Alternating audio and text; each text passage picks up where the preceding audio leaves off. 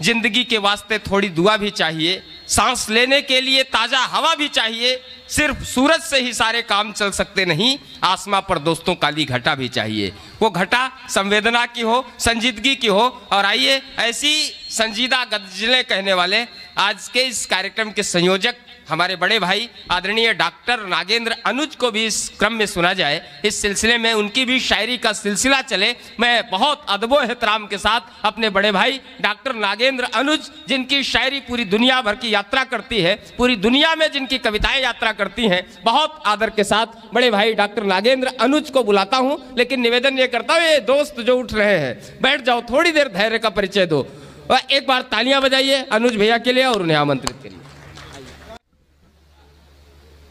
सूरते दुनिया निखरती जा रही है। सूरते दुनिया निखरती जा रही है। सूरते दुनिया निखरती जा रही है, हाँ मगर तहजीब मरती जा रही है। सूरते दुनिया निखरती जा रही है, हाँ मगर तहजीब मरती जा रही है। और आसमां का हाथ है सर पर मगर, आसमां का हाथ है सर पर मगर, पाँव के नीचे से धरती जा रही है।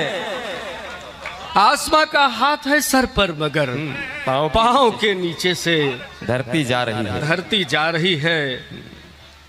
और कहाँ गुरूर से वो सर उठा के चलते हैं, कहाँ गुरूर से वो सर उठा के चलते हैं, जो अहले ज़र्फ हैं गर्दन झुका के चलते हैं। वाह वाह वाह वाह। कहाँ गुरूर से वो सर उठा के चलते हैं, जो अहले ज़र्फ हैं गर्दन झुका के चलते हैं। और हमारे मुल्क में हैं अमन के वही दुश्मन, जो लोग अमन का परचम उठा के चलते हैं। हमारे मुल्क में है भैया, जिंदाबाद जिंदाबाद में है अमन के वही दुश्मन। बहुत बहुत शुक्रिया मोहतरम, क्या कहने, जिंदाबाद। बहुत शुक्रिया। कहाँ गुरूर से वो सर उठा के चलते हैं, जो अहले ज़र्फ हैं गर्दन झुका के चलते हैं। और हमारे मुल्क में है अमन के वही दुश्मन, जो लोग अमन का परचम उठा के चलते हैं। और ये दो कवियत्री बहनें हैं। मैं बिहारी लाल अंबर जी ने भी दो पंक्तियां निवेदित की थी हमारी बहनों के लिए। मैं भी दो मिसरे कहता हूं, दोनों का फर्क महसूस करिएगा और मुझे दुआएं दीजिएगा। मैं कहता हूं कि कुर्सियों की, ताज की, दस्तार की बातें करें। कुर्सियों की बिहारी लाल सुनिएगा कि कुर्सियों की, ताज की, दस्तार की बातें करें। फर्ज से गाफिल रहें, अधिकार की बातें करें। कुर्सियों की, ताज की, दस्तार की बातें करें, फर्ज से गाफिल रहें, अधिकार की बातें करें। और मुल्क में जिंदा जलाई जा रही हैं बेटियां, हम गजल में किस तरह श्रृंगार की बातें करें। मुल्क में जिंदा जलाई जा रही हैं बेटियां, हम गजल में किस तरह श्रृंगार की बातें करें। वाह वाह वाह अनुज भैया, जिंदाबाद जिंदाबाद। कुर्सियों की, ताज की, दस्तार की बातें करें, फर्ज से गाफिल रहें, अधिकार की बातें करें। और मुल्क में जिंदा जलाई जा रही हैं बेटियां, हम गजल में किस तरह श्रृंगार की बातें करें। और एक मतलब दो शेर और सुनिएगा कि वो जो हर रिश्ता निभाता है अदाकारी के साथ, वो आदरणीय सौरभ जी, बड़े भाई सुनील भैया सुनिएगा कि वो जो हर रिश्ता निभाता है अदाकारी के साथ, कोई रिश्ता क्या रखे हम ऐसे व्यापारी के साथ। वो जो हर रिश्ता निभाता है अदाकारी के साथ, कोई रिश्ता क्या रखें हम ऐसे व्यापारी के साथ। और रोशनी के घर में घुस आए अंधेरे एक दिन, रोशनी के घर में घुस आए, आदरणीय सुनिएगा कि रोशनी के घर में घुस आए अंधेरे एक दिन। और फिर क्या क्या हुआ पूछो न बेचारी के साथ। रोशनी के घर में घुस आए अंधेरे एक दिन, क्या इनकलाब, और फिर क्या क्या हुआ पूछो न बेचारी के साथ।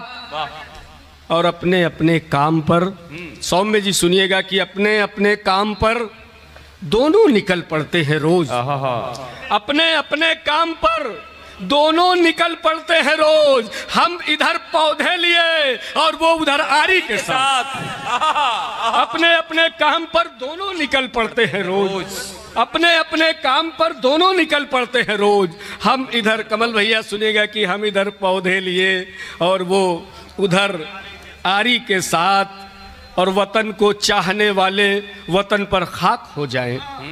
वतन को चाहने वाले वतन पर खाक हो जाएं। पतंगों की तरह जलकर दिए में राख हो जाएं। बहुत अच्छे। वतन को चाहने वाले वतन पर खाक हो जाएं। पतंगों की तरह जलकर दिए में राख हो जाएं। और हमारे मुल्क की तौकीर में हर पल इजाफा हो, भले ही हम वफादारों के दामन चाक हो जाएं। हमारे मुल्क की तौकीर में हर पल इजाफा हो, भले ही हम वफादारों के दामन चाक हो जाएं। और एक शेर ये सुनिएगा युवाओं, कहता हूँ कि भले ही हम वफादारों के दामन चाक हो जाएं।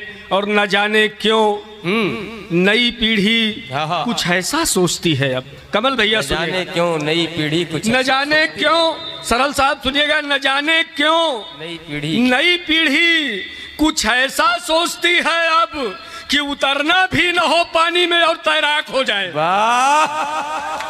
न जाने क्यों, न जाने क्यों, न जाने क्यों नई पीढ़ी, पवन भाई, न जाने क्यों नई पीढ़ी कुछ ऐसा सोचती है अब कि उतरना भी न हो पानी में और तैराक हो जाएं।